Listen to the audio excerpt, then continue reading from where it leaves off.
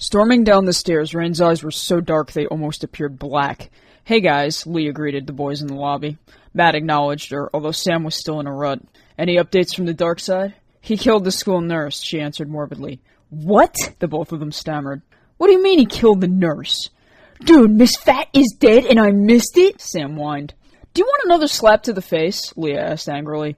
She was examining Roark with a penlight. Apparently she had a heart attack. Liz was crying and he took her somewhere to cheer her up. "He's going after her. We gotta do something." "Like what? Poison him with rubbing alcohol? You're lucky you only got another week's detention." Completely disregarding Matt, Sam reached into his bag to pull out a pair of binoculars. "Where did they go? I'm gonna tail that son of a bitch." "I don't know," Leah sighed. "Rain might, considering she's outside watching for them." As Sam bolted from the school, Matt shook his head. "I guess I'm off to the mineral store. I'd rather not go, but at this rate I think he'll explode if I don't humor him." "I'll go with you," Leah offered. Rain is more than capable of handling Sam. Shoving his way outside, he nearly ran headlong into her. "Hey, have you seen Roark anywhere?" "They're walking to Liz's house. I suspect she thinks she's doing the right thing," Rain said cynically. "That doesn't matter. We can't let that freak Snarfer come on." Neither Liz nor Roark had any idea they were being followed as the two of them made their way back to her place. Judging from their expressions, they seemed to be engaged in a rather humorous conversation. "What the shit is their deal anyway?" Sam grumbled. "They like each other. It's like John the farmer cozying up to Betsy the cow before making her into a hamburger. Doesn't that classify as bestiality?" Pulling out the binoculars again, Sam watched Liz turn down the block and start up the steps of her porch. "Come on," Rain urged. "We can get a closer look once they're inside." Unzipping the front pocket from his bag, Sam proceeded to pull a small silver camera that probably would have gone for over $1,000. "What do you think? She's a beauty, ain't she?" Rain held up a hand to cover her face. "Can you not point that at me?" "What, camera shy?" Turning the video screen down, Sam's eyes fell on the house where, through the living room window, Liz proceeded to explain the day's events to her parents. "And so you see, after everything that went on today, I figured the least I could do would be to invite him for dinner." "Your parents don't cook for you, kiddo?" Liz's dad asked. Well, they're kind of dead to the world," Roark admitted.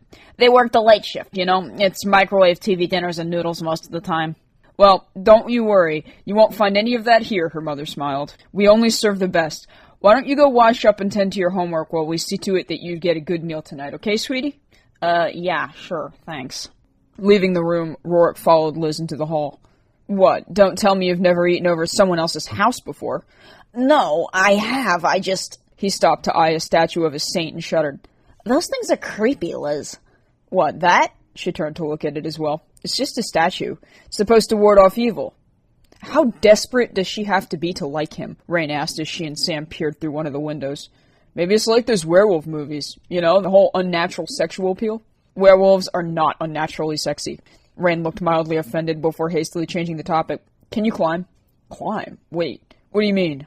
"He's not gonna try to eat her in front of her parents, Sam. He ate Roark's parents. Who's to say he won't scarf all three of them, Liz and her folks?" Drawing a deep breath, she grabbed his arm. "Look, take a second to think about this. If they're upstairs doing their homework, her parents aren't going to suspect if they take long. That gives Roark time to eat Liz, come downstairs, and have the rest of his meal in peace." "I know," Sam wrenched away. "Why do you think I brought this?" He motioned toward the camera. "Get it on film and they'll have to believe me." "They can't believe you if you're dead. We need to get upstairs." "How about that?" He pointed toward a large willow tree a few houses down. "I asked you if you could climb." "I never said I couldn't." Hoisting his bag over his shoulders, Sam studied the tree before attempting to climb it. Having no trouble herself, Rain looked down and pulled him up as if he weighed next to nothing. "Whoa, easy there, Tarzan." Rubbing his arm, he gave her a flat look before raising the video screen. In the meantime, Roark had taken his seat on the bed while Liz proceeded to tidy up. Staring around the room, he noticed a rosary hanging from her dresser and grimaced. "What?" She turned. "Oh, nothing. I think there's a draft or something." "Windows closed, Roark. No draft. You really don't know anything about social interaction, do you?" Actually, no." "Your parents never took you to a party? No holidays? No birthdays?" No. My dad kind of kept me in a bubble." He rubbed his neck. "That's terrible. Poor thing. Well, don't worry, I'll break you of that. Just consider this your first lesson." "What the hell?" Sam watched in confusion. "So is this some kind of demon courting ritual?" he asked Rain. "What the fuck are they doing?" "They're just talking," she said in disbelief. A few minutes passed and the sound of Liz's parents' cooking could be heard from downstairs, accompanied by the smell of fried chicken and Cajun stir-fry, which gradually began to waft its way outside. "Dinner's ready, you two," Liz's mother called. "Come on down." Returning to the dining room where her parents had prepared a feast, Roark's eyes widened. Liz led him to a chair while her father set a bowl of mashed potatoes in front of him and her mother got up to pour drinks. "What's the matter, Rourke?" her father asked. "You look like you've never seen a good family-cooked meal before." When he didn't say anything, Liz spoke for him. "Rourke doesn't talk much, Dad, and his family is a little unorthodox," she whispered. "Oh, well, that's all right. There's more than enough to go around. Just help yourself." It wasn't the best thing to say, considering the moment he did, Rourke began to do just that. "Don't take more than you can finish, dear," Liz's mother warned as he pulled 3 chicken legs, a wad of potatoes, and a massive amount of rice onto his plate. "Oh, don't worry, I can finish it." Sure enough, it took him all of 5 minutes. "Hey," Liz pressed a hand to his arm. "Can you slow down a bit?" she asked as he reached for more. Looking up, Rourke seemed to break from his trance. Dropping his gaze, he took note of the 6 or 7 chicken bones and suddenly looked deeply embarrassed. "Oh, whoops. You have a bathroom I could use?" "Down the hall," her mother pointed. "Thanks." Tossing the napkin, he quickly left the room. "My God, the poor boy, his parents must starve him," her mother whispered across the tabletop. Her father, however, didn't seem as enthused. "Elizabeth, if that boy throws up in my bathroom, you are grounded for a month." This is pathetic. Rain hated seeing a normal family dynamic. She'd lived on canned soup and white bread for years. "Man, what a pig," Sam shook his head. "Do you still think he's going to eat her?" "He has to! I saw him kill the real Rourke, and you were there with me when he killed the lights. Not to mention, you broke into his house and he woke up." "I don't know." Ren sighed and lit a cigarette. "He really must have some misplaced attraction for her. I'm giving him another hour before I take him out." "Oh, yeah, and how exactly do you plan on doing that?" "Don't concern yourself with it. When I tell you to leave, you leave." "Wait a minute, no way. I'm not leaving you alone with that thing." "I can fend for myself, Sam, believe me. You would only get in my way." "Look, I'm the one with the camera. Besides, if some shit is going down, I want to get it on film." "Sam, I will push you out of this tree if you don't listen to—" Ren suddenly stopped when she realized Rourke was gone. "He's not in the dining room." "Where'd he go?" Back inside, Rourke had made his way to the kitchen. Muttering beneath his breath, he glanced around as if looking for something, and his attention was swiftly caught by the sound of footsteps across the countertop and a reverberating growl that followed. Spinning around, he froze upon coming face to face with a small white cat brandishing a tiny dingly ball around its neck. The moment he saw it, the animal raised its hackles and hissed, while Rourke's expression became one of delight. "Oh, finally, come here!" Catching it by the scruff of its neck, a dark smile crossed his face. "Holy shit, he's gonna eat the cat!" "Get it on tape!" Rain exclaimed. Raising the camera, Sam tried to zoom in as the boy's lips slowly began to peel back. "Look!" He ran an elbow into Rain's side. "That's what he did down in the basement." Unfortunately, before Rourke could do much else, Liz's voice caught his attention. "Oh, I see you found our cat." Immediately ceasing, his expression returned to normal, and he dropped the animal, which swatted him in the face. "Ow, fuck, damn it!" "What's wrong, Mr. Puss?" Liz asked as it went bolting past her. "Wait, what did you just call that thing?" "Oh, Mr. Puss," she said with a laugh. "It's his name, silly." "Mr. My God, Liz, I know it's a cat, but come on, let the guy keep his dignity." "What?" she chuckled. "It's a nice name." "Yeah, where? A brothel? Holy shit." "Are you okay?" "I'm fine," he sighed. "Although I should probably get going." "I guess so. Thanks for coming, though. We should do this again." "Yeah, when your folks aren't around." Liz didn't seem to object, although when Rourke's stomach went off again, her eyes became wide. "How can you still be hungry?" Oh boy. How do I explain this? Alright, look, I'll be honest with you. It's kind of a chronic thing." "Chronic?" she asked. "What do you mean?" "I mean, like continuous, never ending. It doesn't go away." "Jesus, Rourke, you should see a doctor." "Nah, I'm fine. I just need to get some, over-the-counter stuff." "Rourke, that is not a noise the human body is supposed to make. It sounds like you have something living in there." He actually choked down a laugh. "On that note, I'll be going." "Get something for that thing, would you? I never want to hear that noise from you again, Rourke. I mean it." "I can't believe she believes him." Ren was in disbelief. She could have taken a chunk out of Liz herself, and the girl probably would have passed it off as hunger pangs. "Yeah, well, she's a dumb blonde. What do you expect?" Sam was still fuming over the lack of footage while Rourke bid Liz good night and left the house. Stuffing his hands into his pockets, he started randomly down the street without much thought. "You can go home now," Ren said as she jumped from the tree. "What? Hell no," Sam continued to tail her. "I told you, I'm getting this one on film." "Sam, go away. You don't want to see this." "No, I really think I do." Snatching up a rock, Rain decided that if he was going to videotape, she'd have to keep it somewhat less violent. Flinging the projectile at the back of Rourke's head, he suddenly turned and with one swift thrust of his hand caught the stone in midair. "Oh, really?" Tossing the pebble upward, he caught it again while crossing one arm and continuing to play catch with it in the other. "A little late for a stroll, ain't it?" "A little early for you to be so hungry, "What is this?" Rourke tossed the pebble aside.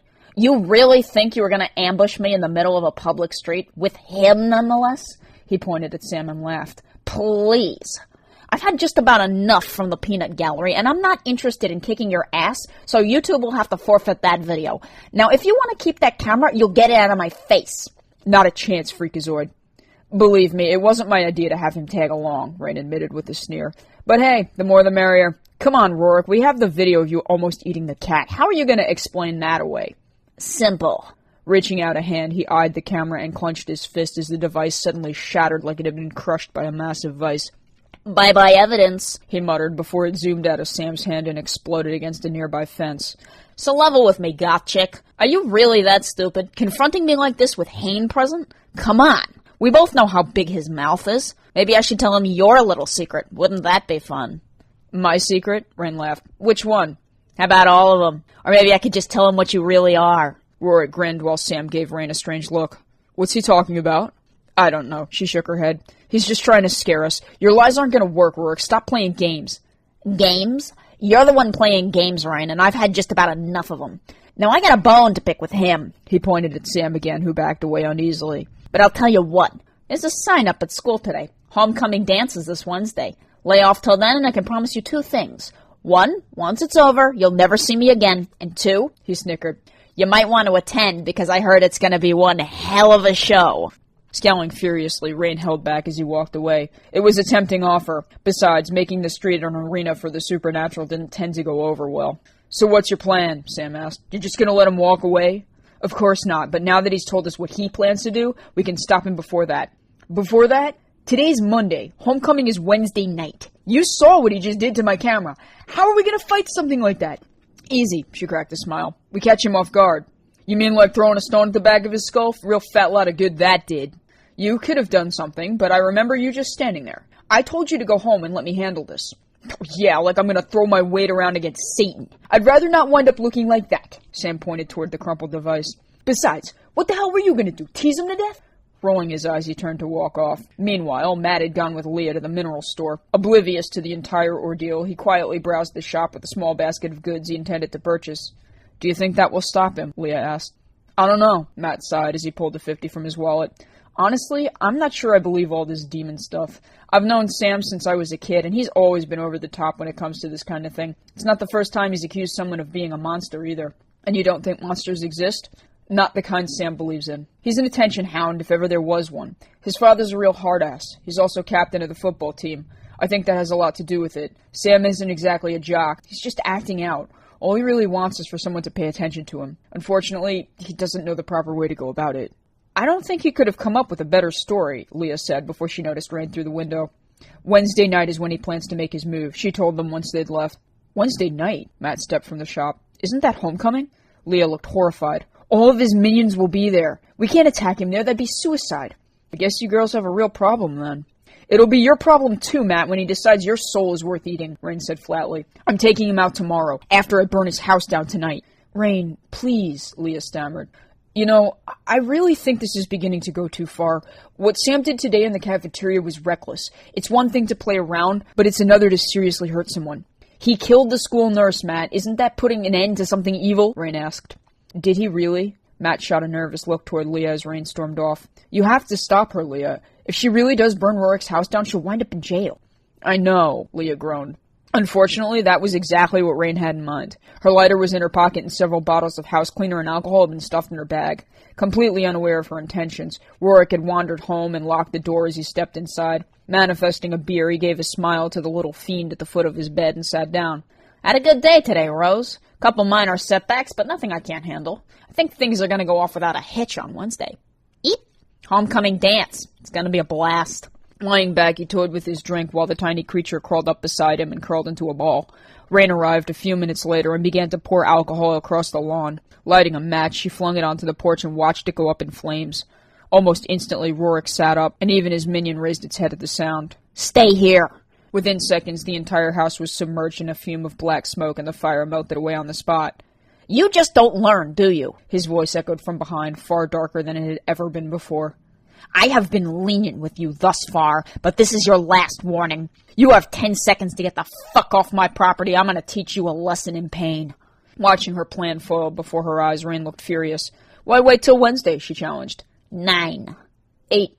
Vanishing from sight, the house, as well as the rest of the street, suddenly ceased to exist, as darkness began to envelop them from all directions. Rorke's eyes had become 2 burning orbs in the back of his skull, and with the snap of his fingers, several worm-like tendrils erupted off the ground. Snapping open at the ends, they revealed an array of teeth that went straight for Rain, who conjured a similar energy in the form of a shield. Swirling with streaks of red, it resisted the assault. However, once the tendrils latched on, they began to inject it with an energy of their own. Experiencing a sudden shot of euphoria, she began to laugh. "What did you do?" she asked, sensing something was not right. "You wanted to pick a fight, now you'll learn the hard way." "Too bad. I was so hoping we could be friends." Rorke snapped his fingers again, and the strange feeling that had taken her suddenly became a raging compulsion to obey. "Now be a good dog and get down on the floor where you belong." A look of horror crossed Rain's face as she dug her nails into the flesh of her palms. It took a few seconds of struggling before it became too much and she slowly sat down. "There's a good girl. Now, unless you want to be sporting a pair of antennae on the back of that pretty little head of yours, you're going to listen to me very carefully. You and your friends are going to stay away from both me and Liz. I don't want to hear another word on this demon business from you or Sam. And if you come within 10 feet of this house again, we're going to have a real problem. So in case I'm not clear..." Kneeling down, he met her at eye level and reached out to take her chin. "You fuck with me again and I will kill you." His voice was no longer Rorke's, but rather the same nasally hiss that belonged to the young man in the pinstripes. Taking a step back, the darkness vanished and Rain was released from her hold that he had over her. Revolted as she met his gaze, the compulsion held fast, which made her feel weak. Despite that fact, she nodded, although her eyes burned with a brutal desire for vengeance. "Get out!" Rorke's spat, voice once again his own. "You're going to regret this," Rain snapped. "Go ahead, make my day. Or are you forgetting who just owned you?" "For now," she glared, "but you've made a terrible mistake." "Pfft, yeah, sure." In a flash of darkness, he left her standing there and returned to his room with a beer. "What happened?" Leah asked once Rain had returned. "He won." Storming past her, she slammed the door and ran a knife into her pillow several times. Leah could only watch in terror as she realized that Rorke was perhaps a greater threat than any of them had imagined.